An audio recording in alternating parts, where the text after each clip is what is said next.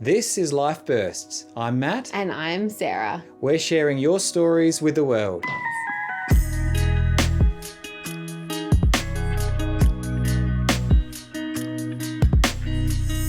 Yes, welcome to Life Bursts. And if you're listening to us on hillsradio.com.au, a special welcome to you as well. It's Wednesday when you're listening to this between 4 and 6 p.m. So thanks for joining us. If not, you're listening to us via our podcast or you're watching us via our video podcast, which is streaming on YouTube. So there's many different ways to continue to stay in contact with us here at Life Bursts in our new format that we started last week here for the show. This is Life Bursts. I am Sarah. And I'm Matt. It's so good that you could join us today. And today, as we share stories each week, Sarah is in the hot seat and we get to hear a little bit of your story. So Sarah, as we begin with all our guests, tell us, where did life start out for you? Well, life started at the beginning of my life. No, I was going to say a really silly quote there to begin with. But no, it started in Stirling, at the Stirling Hospital. And I say that because I was like one of the last babies to be born at the Stirling Hospital in 93 in November. I know, right? And there's actually another boy as well, James, who was born around the same time as well at Stirling Hospital. So my parents had kind of this little thing going on, who could come out first. Anyway, that's where life started for me, not anywhere where you might have been expecting that to go. And I've lived in Echunga, so when my mother and now late father got married, they built a house in Echunga, in the centre of Echunga, big family house on like an acre, and had tons of animals and tons of pets, and just really being a part of a community. Looking back now, I was definitely in a really awesome, safe, nice bubble of Echunga with my family so close by. So not only my mother and father, but my brother came along 3 years later. And then I had my grandparents and uncles and aunties that were also close, within at least 10-minute drive from where we were living in Echunga. So it was a really fantastic way to grow up, living in Echunga in the Adelaide Hills. Now, it sounds like an idyllic life and a nice, safe bubble, you said. But for you, it wasn't too long into your life as a child that your parents realised that life wasn't going to be so idyllic. That's right. Around 18 months of age, I stopped walking after starting to walk later on. So I wasn't walking like when normal kids would start walking. I started walking later, then I only walked for like 7 weeks, and then I went back again to bum shuffling around. And it was in that time that my parents knew that something wasn't right. So being in a small country town, we went to the local GP, which was only there on a Wednesday, and went down there in the morning. And he then referred us down to the Women's and Children's Hospital in the city. And so we went down there, and there were a whole bunch of tests, x-rays, injections, blood tests, scans, all those types of things to try and figure out what was wrong with me. And because I was a baby, you can't use words to express how you're feeling. There's no way that you can share what was happening. I don't remember what was happening then. Many of us don't. And what my parents tell me is that by the end of those tests and everything, they got the result back that I was diagnosed with juvenile arthritis. Right. So this is something that was new to me when I met you, that there is such a thing as juvenile arthritis. We think of arthritis often as an older person's disease, but this is fairly unique. Yes. Yeah, it is. 1 in 1,000 children currently here in Australia are living with juvenile arthritis right now. There's no medical cure for juvenile arthritis either.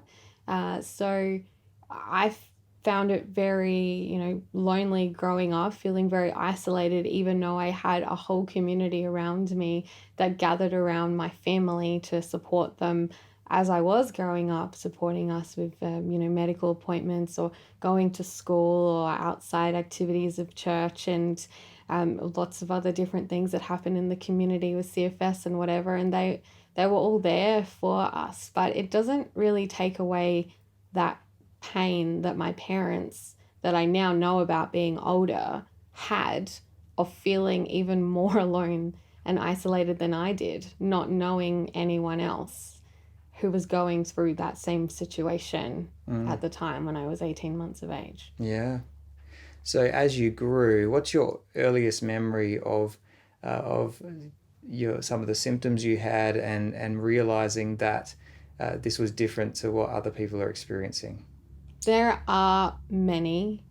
I think probably the pivotal memories are being in hospital and about to go under for anesthetic, and they used to use a gas mask on you, like to put the anesthetic through, but to make it fun, they used to put like I think it's still around, like lip smackers on the outside of like the rim of the mask so that it could smell like whatever that was. I'm smelling it right now. It's really gross. Fruity. Yeah, to smell fruity. It didn't, doctors. It doesn't smell fruity. You can still smell the fact that you're being put to sleep with this medical gas, I suppose. That's, yeah, anesthetic. And that is pretty traumatizing if you're a young child and you don't understand what's going on, what's happening with your body, or why this is happening. Sure, the doctors and your parents and carers and people can tell you that you're going in to have an operation and this is what's going to happen, but you don't fully understand why it's happening and why this is the only way to treat that and why there is all this pain and stuff going on in your body. Like, you just don't get it. So some of my earliest memories are pretty traumatizing, and it is sad to think that there are other kids out there, other young kids, older kids, even adults that have some of these as their first memories of being a child with the juvenile arthritis. Wow. So as you got older and you started to go to school and things that every child is expected to do, how did life differ for you? How was it difficult? Well, I didn't spend much time at school, which is unfortunate. I did a lot of learning externally, and my parents were amazing at getting work from school for me to be able to do, and teachers putting sheets and stuff together. Is that because you were in hospital Yes, or in pain? I was in hospital, yes, or in too much pain, or medication wasn't working, or medication side effect, or any of those things. It's pretty, it was pretty full on and intense not to be able to kind of be like a normal kid and go to school. You know, your story that you moved around to lots of different places and you had to get to know people again and again and again. I didn't really get that opportunity to sort of get to know them in the first place. And so everybody sort of formed groups, and then you'd have to kind of join in afterwards, and then you wouldn't be there very much. So it was hard to sort of continue those friendships. And that became harder and more apparent pretty much when I started to get into like grade 5 and everything. That's when kids started to really hit on that Sarah is different. We don't know how to treat Sarah, so we're just going to exclude her from everything and she can just deal with it. We're just going to say mean things about her. We're not going to be very nice to her. And we're like in year 5. So what's that, like 9, 10 years old? And yeah, the kids don't know any different. You know, they might these days, but back then, like, didn't really know any different of how to treat it. I didn't feel supported enough to speak up about how I was actually feeling and to try and explain being constantly in pain, because I thought that being in pain every single day and having to have medication every single day and injections every single day were just normal. Like, everybody was like that. So why am I any different if you're all doing all of this all the time as well as me? But as a younger child in primary school and stuff, I was at Ichunga Primary. So I was really, really lucky to have the same teacher for the first 3 years of primary school, which was fantastic. A lot of kids don't get that opportunity these days. So it meant that we didn't have to re-inform and re-educate teachers again every single year with what needed to happen and what didn't need to happen. So I wouldn't sit on the ground because I couldn't sit on the ground. So I would always sit on a chair. I would have to have like a sloping desk. So the desk in front my mother made out of wood and painted it brown, and that was my desk that sat on top of the actual school desk that I had. I had a pillow that I sat on. Pencils and textures and stuff like that were always thicker, and I had special grips. I would have splints made for like my right hand, and I still have them to this day, that I would wear so that there wouldn't be as much pain from, always constantly writing and everything. So more of a support there. So all those things would have emphasized to others that there was something different about you, which would have been difficult. I'd love to hear how you cope with some of that as well. And when we come back, we're going to hear more of Sarah's story. This is Life Bursts. So Sarah, going through school, there were lots of ways you practically had help to cope. How did you cope emotionally through those primary school years? Honestly, you don't really think about it. You're like a kid and you're like, this is what life is like. And like I mentioned before, I just thought that everybody's life was like this. But kids just didn't express it in the same way that I did. When I sort of got to like year 7, so 11, 12 years old, I was a pastoral care worker at the school. So Jade, who I'm still in contact with today, and she was fantastic at the little different activities that she would do, and that that you could just go and talk to her about what was going on, even if I didn't really understand what was going on. And I must say, kids these days are definitely, sound like an old person, but no, they're definitely more switched on with their mental health and with their emotions and how they're feeling. And that all comes back to the people now that are in 20s, 30s that have always been sort of advocating for that type of change here, that have been through the schooling system, with this new schooling system, and seeing that there are flaws, and that, we do need to have a bigger conversation about mental health of children, and how they're feeling at school, and then what you can do to help them as well. So there's definitely much more awareness around it now. Learning from like my parents and everything, from what they have shared, it was the help of other parents who would sit and listen, or that they would engage with and talk with. And just being in a smaller community allows you to be able to build those relationships and friendships with people. When young families get together, anything can happen. You're all going through the same thing with parenting. And I don't have children yet, but that's what I've seen that happens. And that's what my parents have said, that was a real support, being in a small town with people around them to help them. So looking back, what would you say to other children who might be going through something either completely different or similar, but that puts them in a unique spot, and where others are looking at them and bullying them? What would you say to them that you would have said to Sarah all those years ago? Well, there's a few things that I like to say. I'll just pick a couple of them. Is that they're so much stronger than what they think they are. Even you, as people who are listening and watching this, you are so much stronger than what you think you are. No matter what the kids are going through, or even the adults and the parents or people that are looking after a child in this way. It may seem like it's hard now, but you'll look back on it and you'll be like, wow, I really learned something from that. I really grown from that. So keep pushing through it, just keep going. Also, if you're at school and you're being bullied by someone or a group of people, chances are they're bullying you because they don't understand what you're going through. They don't understand how to help you. But mostly from research and stuff, you found out that actually the people doing the bullying feel insecure about something that's going on inside of them or what's happening in their life. So pretty much just don't kind of give in to it. Don't feed them to keep bullying or keep doing anything. Stand your ground and go find some people who actually really care about you, which came out in your story as well, Matt. Getting alongside other people. There are lots of different groups at schools, whether you're at a small school or a bigger school.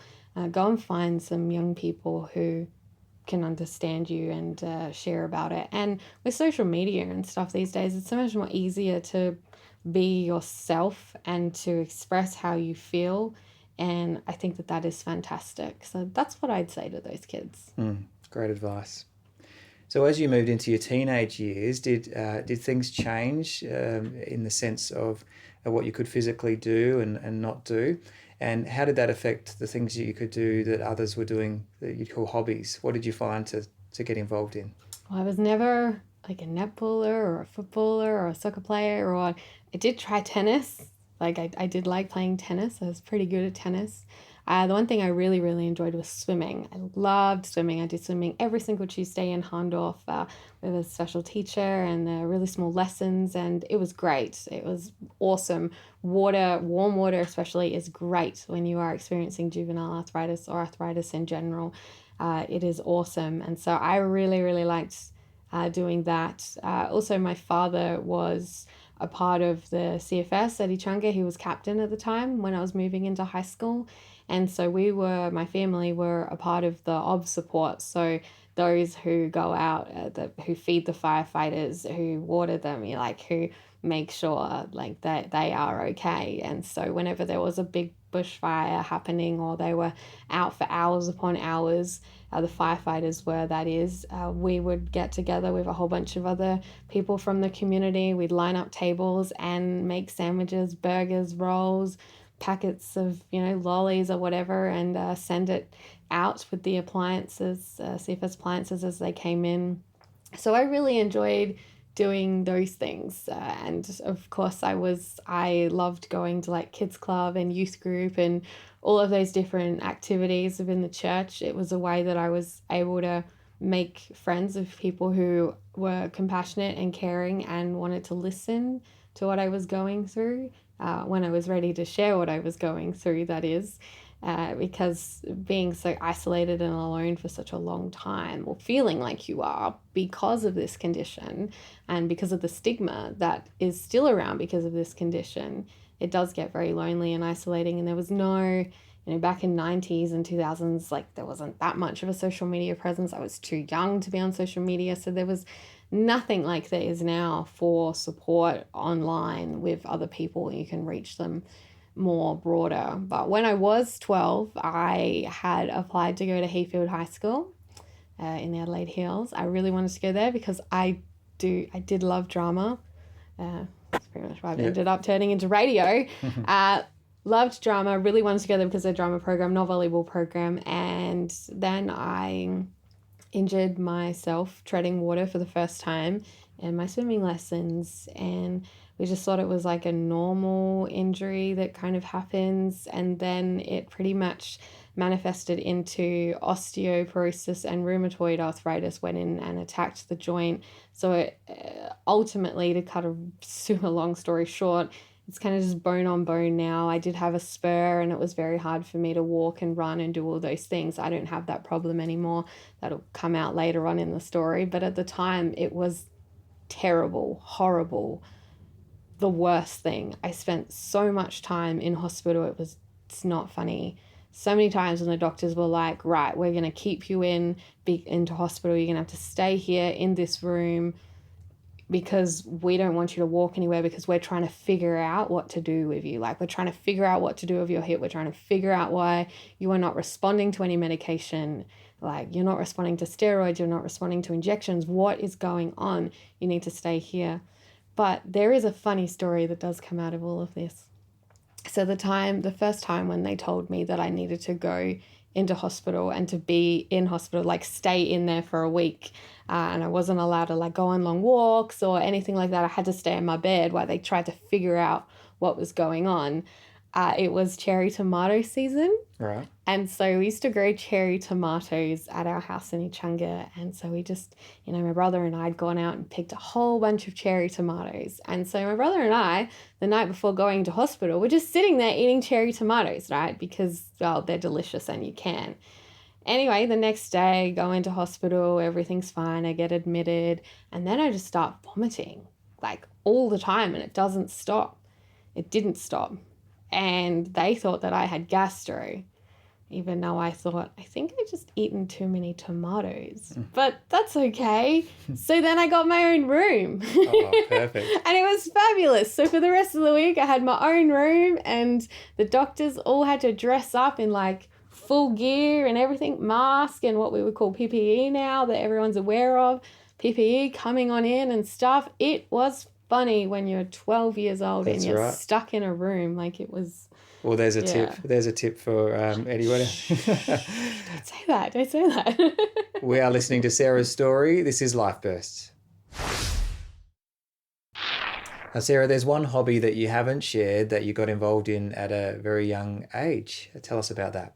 Yeah, so because we realized, my family and I realized that there wasn't much awareness about this condition, my mother found the closest organization that she could to supporting children who were living with juvenile arthritis, saw that they weren't doing very much, and so we tried to change that. So for many years, we advocated for change here in South Australia for juvenile arthritis.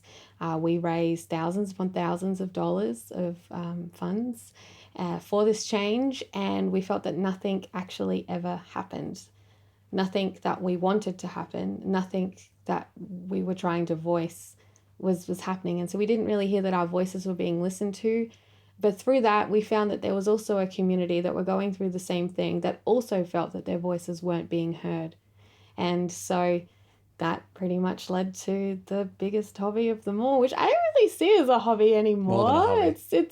It's what I love doing. It's amazing. So yeah, when I finished school, I've just answered your question that you were I'll let you ask it, okay? Well, that's what I was going to ask, what you want to do.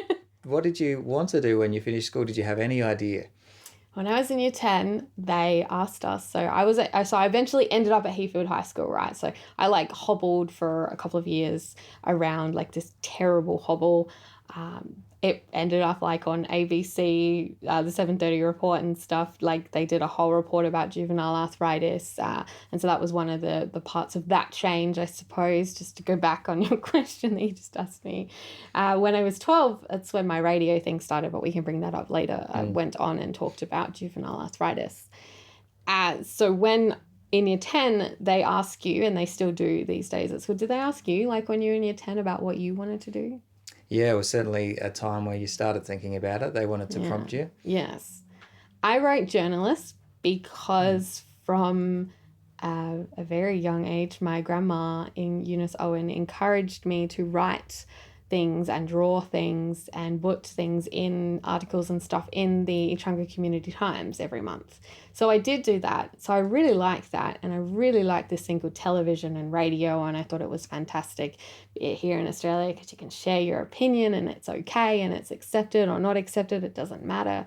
It was fantastic. So I really wanted to be a journalist. I found my year 12 yearbook the other day, funnily enough, when I was going through some things, and it says that I wanted to go and study to be a journalist, but I also said that I wanted to be a full-time personal trainer, study to be a journalist, and continue to be an ambassador for juvenile arthritis. Right. Because I said that there was, being a little bit selfish here, I feel like I was in my year 12 statement, that I feel like I was the best fit for the position of living with the condition at the time. Makes sense. Yeah, so that's pretty much what I thought my life was going to look like. And I did become a full-time personal trainer for a while there, where I was figuring out what it was supposed to be. I went and did, which was pretty extraordinary, by the way. I was on some pretty heavy medication called biologics, which go in and then start changing what's the cells and stuff that's inside of you. Is the best way to explain it, rather than a tablet like Panadol or Celebrex or those types of things where they go in and speak to your brain. This speaks more to the overall running of your body and how it works. And so I was on this pretty hard stuff. So I was pretty good. I was able to lift weights and exercise and do things I hadn't been able to do in such a long time. So I decided to study to be a personal trainer, which no one ever thought I'd ever do. I finished it the year after leaving year 12, so finishing school. So that took 2 years. And then, started the business. I worked at a gym for a while and started to build up relationships and saw how easy it was. And this was before personal training was in and cool and everybody was doing it. Everyone's now doing it, and the market is so flooded with lots of different people. So you're a pioneer. Yes. Yeah. That's what I wanted to be and what I wanted to do. And I did do that, but I also started Kids Arthritis when I was 19. So it's Australia's first and leading organisation that's changing the way the world views arthritis. And lots of people thought that was crazy. from the age of 15 onwards, pretty much I had this vision like in my head that I was going to start an organization, and pretty much anybody from any other type of organization would tell me that I couldn't do it, that I shouldn't do it, that it would be too hard. And I just want to say that I didn't start Kids Arthritis because those people told me that I couldn't do it. No, that's not my motivation at all. Some people, you know, they tell them that they can't do something, so then they go out and do it to like get back at that person. No, that's not why I started it. I started it out of a genuine need that people all around Australia and in fact the world need a voice. These children and their families and carers need a voice, and they need someone to share with the world and support them so that they can feel supported enough to talk about it.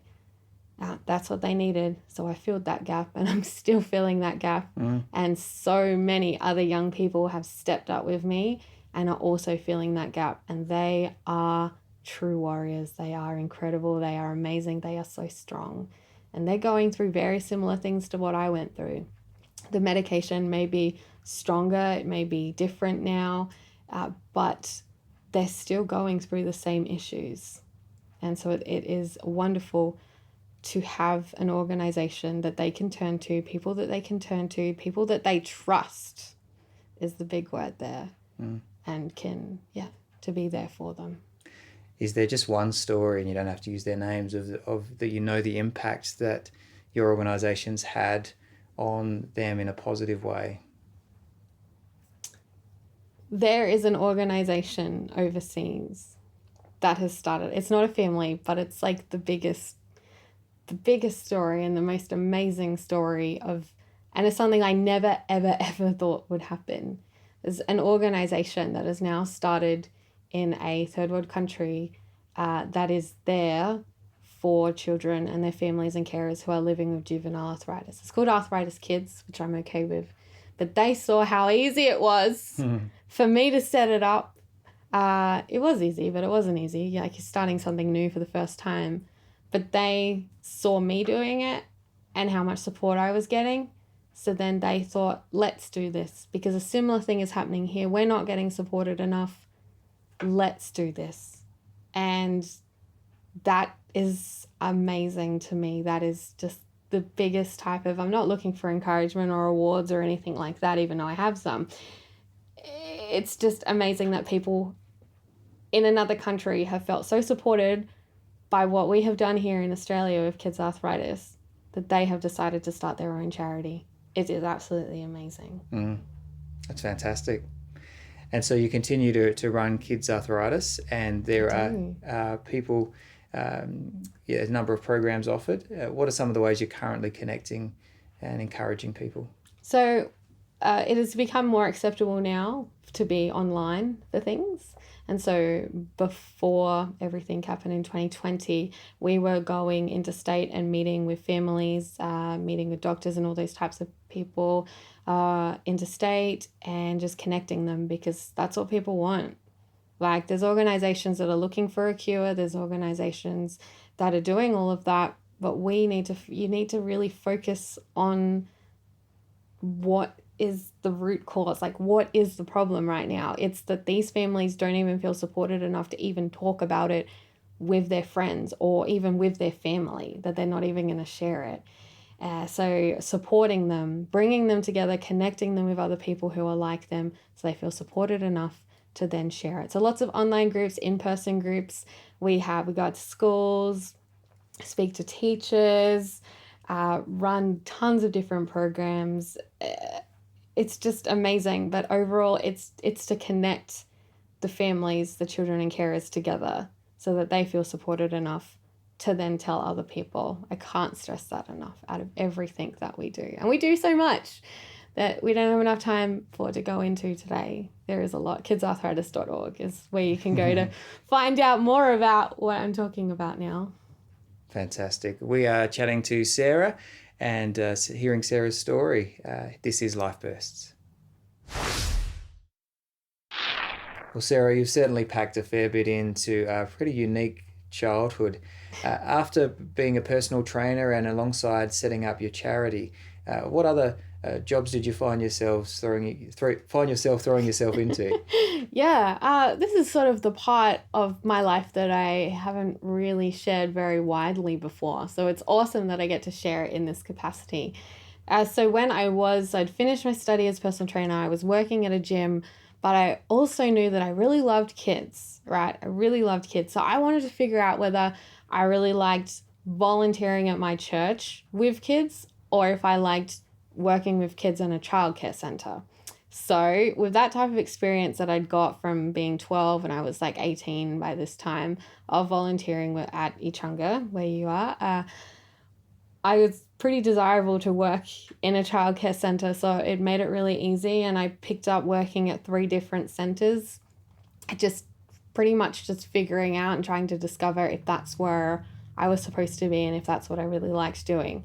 Turns out I didn't like doing that at all. Good to know. It wasn't for me. Childcare was not for me, but hats off to those people who are in childcare. You're very important to society. And so from there, I pretty much realized, okay, well, I'm not supposed to be in a childcare center. I do like volunteering at church with children. So I'm going to keep doing that. And then, obviously Kids Arthritis started when I was 19.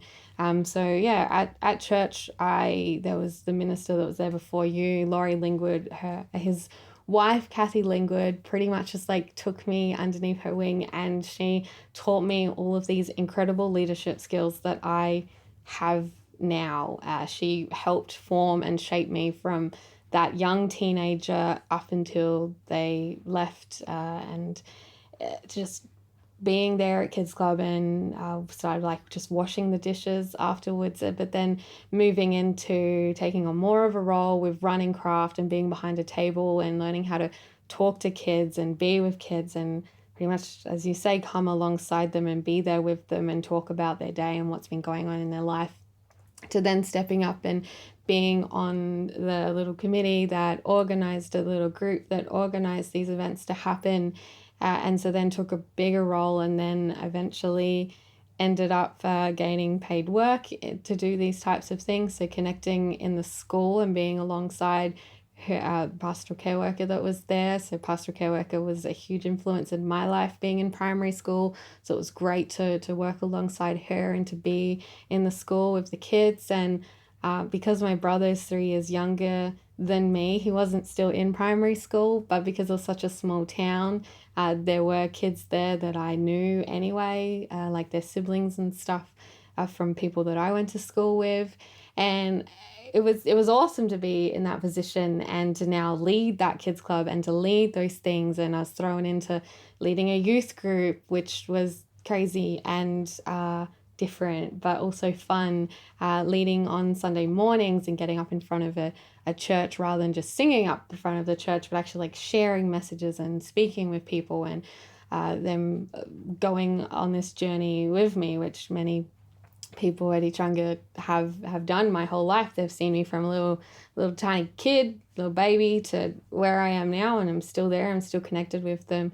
And so they have come along for that journey as well. And so that was really exciting. I was then picked up to go and work in a couple of other churches as well, doing children's ministry. And at the same time, I was running Kids Arthritis, but it never sort of overlapped or anything. I never let my own personal views of faith and God and Jesus and everything interfere within the charity. That is a part of who I am, but it's not a part of what Kids Arthritis is.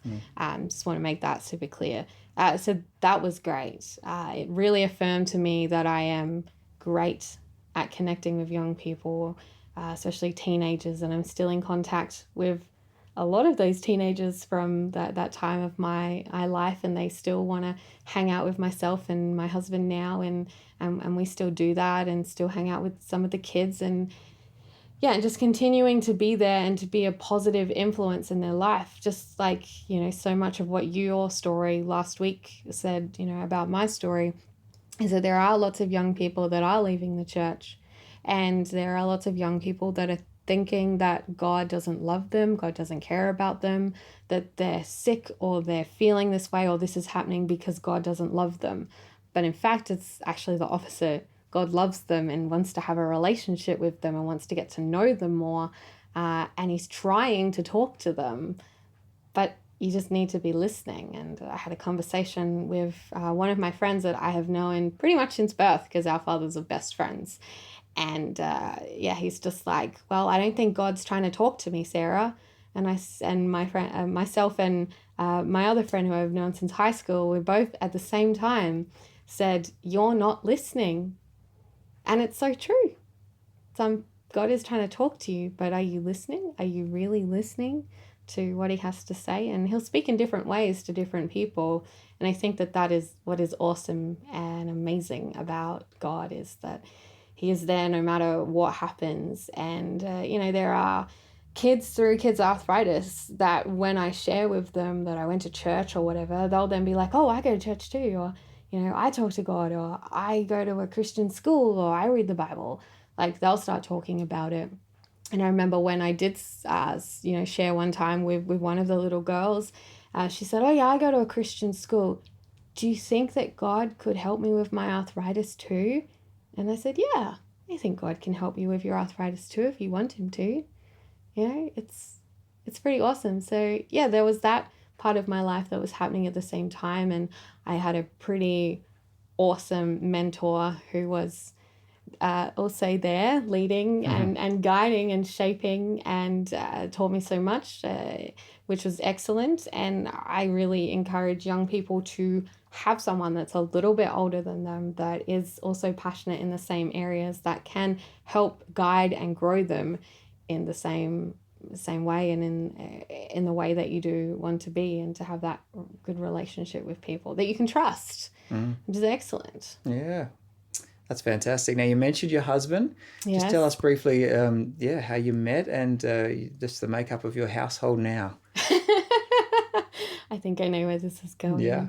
Yeah, so I met my husband in the middle, really. So he's from the northeast, so from Modbury, and obviously I'm from Echunga, and we met in the city, and it just went from there. I would like to say our families are sort of complete opposites from one another, but what is really true is that both of our families love us so dearly and love each other so dearly, and it's amazing to just be so welcomed into their family. So when we got married, everyone was there, the whole community came out, and everybody was so excited. So married in 2019 for my father passed in October of 2019. So it was pretty awesome to have him there with us. And now life is living in the northeast, which I'm getting used to slowly. Smaller block of land, it's about 700 square meters, so not too much smaller than an acre and a bit. Have amazing neighbors, so that makes it better, that little country feel. I do have a rabbit, Marshmallow, which I think is where you were leading with this. I think so. Yes. Cue the pictures. Yeah, that's right. Cue the pictures of Marshmallow the rabbit. If you are listening to this as a podcast and you can't see pictures, Marshmallow is a little white, fluffy, lopped-eared rabbit with blue eyes. He wears a collar that is blue with a little bow tie on it. And he was in our wedding. He drove a Mercedes car, which we got from Mercedes, it was given to us by Mercedes, down the aisle and delivered the rings to you, the minister. Yeah. And it was pretty adorable. It was pretty awesome. I have a turtle called Terrence, which I said to my dad, I said, just before he died, I said, I'm going to, because he loved turtles and my husband loves turtles. I was like, I'm going to get my husband a turtle one day. And so, we were given a turtle. His name is Terrence. And we have 3 chickens. We all have names, all different, fluffy and white. That's not their names. But one's fluffy, one's white, and one's big and brown. And we have a bunch of goldfish. So life is smaller than living in Echunga, but it's also a different sort of exciting, and I love it. Fantastic. Well, we're listening to Sarah's story. This is Life Bursts. Now, Sarah, you've shared a fair bit of your story and the challenges and what you've been doing. But in the last little while, you've had another unique experience that I'd love to hear a little bit of your perspective on it. Tell us what happened for you a couple of years ago. Yeah, so a couple of, probably about a couple of years ago, a little bit further. Many people know I went blind, like fully blind for the first time. And so, as I do as a person who loves Jesus, I went up to the front of the church and shared with everyone at the church what was happening. And obviously people were really shocked and weren't really sure what to do. So we prayed and everything. And then at the end of the service, when I was walking out, a lady came up to me who I've known forever, and she said, "Sarah, I think something else might be going on here." I didn't really understand what that meant. And so then we went over and we have a cuppa afterwards and stuff like that. And another lady who I've known forever and trust and respect came up to me and said the same thing. She said, "Sarah, I think that there might be something deeper, something else going on in your life." And so once again, took that with what does even that mean?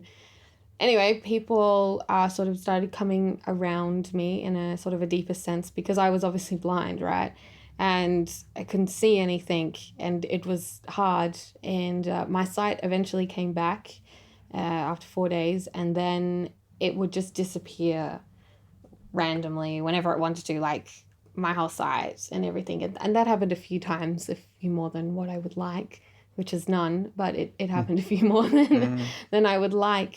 And then pretty much met some people through the church, and they really prayed for me, but they prayed for me in a different way, which I love and which I've learnt so much from. And through that time on my 25th birthday, I woke up and I felt no more pain anymore. Right. And this is not something that happens every day for you. No, I've literally lived my whole life in pain every single day. Every single day, constant pain there. I don't even know how I lived now, but I woke up and there was no pain, and I could move with no pain. I could move with no stiffness. It was amazing. Anyway, I was curious, so I went and had a blood test, right? And the blood test came back that I did not have arthritis anymore. Wow. The doctors are still stunned and they still don't know, because currently there is, now I say, no medical cure. Before that, I used to say that there was no cure for juvenile arthritis. But there clearly is a cure, and you could tell that through my story that we've just heard. And so now I say that there is no medical cure, because there is no medical cure. But there is a cure for juvenile arthritis. It's like there's cures for lots of other different things in this world as well. So that happened, but the blindness still continued to stick around. So I still didn't have sight in my right eye and hadn't since I was a teenager. And there's a whole big story about that people can find out about online. And so then we just kind of kept doing this thing called praying to God and seeking his wisdom and advice and what he wanted to do. And may sound crazy to some people because they don't understand, and hey, that's fine. That this is what happened, and there's people around me that can vouch for what happened as well. And like we say here on Life Best, it's your story. You can't argue with someone's story because it's what happened to them. And that is the case right now. People are like, "Oh, did you diet change?" No. Did you change your exercise? No. I'm just like, I don't think you understand. I had pain for my whole life. And then in one day, it's not there, and it has not come back. That pain that I used to feel, I'm 27 now, it has never, ever come back again in the same way. If you watch videos back from the beginning of Kids Arthritis, I'll share with people that I'm in pain every single day, and it's a different type of pain. It's not like banging your knee on a table. I've sat in this exact chair, in this exact room, saying those things. It's a different type of pain. So when that pain had gone, I knew something was different, and I went to my arthritis doctor and I sat crossing my legs because I'd never been able to do that. And I was standing up and sitting down in different ways, and I've grown in height since all of this has happened.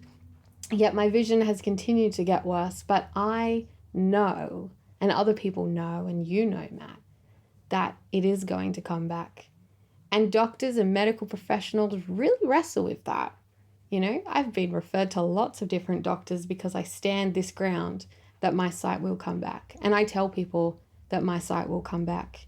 And I have told my doctors to back off from offering medication and offering all of this because I know that it's going to come back. And as I shared, that was a very informed choice that I made, not just on the grounds of what had happened, but on the grounds of speaking with other people and other things in life and around that, to sort of take that stand to say, just let me do it for a bit. I'm 26, 27. Just let me work it out for a while and I'll come back to you if I need your help. So that's where I am now. Yeah. So just to recap, you lived with symptoms of juvenile arthritis for 25 all years of your life. And then after people prayed with you, you woke up one morning and you haven't had those symptoms anymore. And the blood tests and the doctors are baffled. Everything is clear. It's changed. How do you wrestle with then that when you've prayed, you believe God can work a miracle, and he did, but yet with your eyesight, that miracle hasn't happened? How do you not get angry at God, or how are you dealing with that? Well, I believe that pretty much from just like everything and from the Bible and other people who are older than me, who are wiser than me with experience, that God has a plan. This earth just doesn't happen. The sun just doesn't shine. It just doesn't rain at a certain time. Like, this stuff just doesn't happen. Okay, like, I can try and control my life as much as I can, but it just doesn't work. At a point in time, it'll just come back around. It just, for me, of course, I've asked why. I'm a human being. Of course, I'm going to ask why. Why is this happening? Why did my dad die? Why can't I see? Why? But it's not the main thing that I focus on. But God likes it when we ask why, but only in a good way, like in a nice tone that we ask him why, because it means that we're curious and we want to know why. But I trust him that the plan that he has in store for me and you and people listening is something much bigger and much greater than what we could ever understand. And the moment, because like my whole life, I've always believed in God. Like, there's been no buts or ifs. I knew that something was there, and that's how I was raised. But my parents were also very much like, you sort of, like, you figure it out yourself. We want to give you space to do that. And so I've come to that conclusion that, this is what I want to do, because so many things just keep happening. So many things happen that you can't explain, that just seem to happen, that are awesome and amazing. And if you need something, it just happened. Like, I just trust. That's why I'm not worried. That's why I'm not concerned. That's why I am legally blind right now.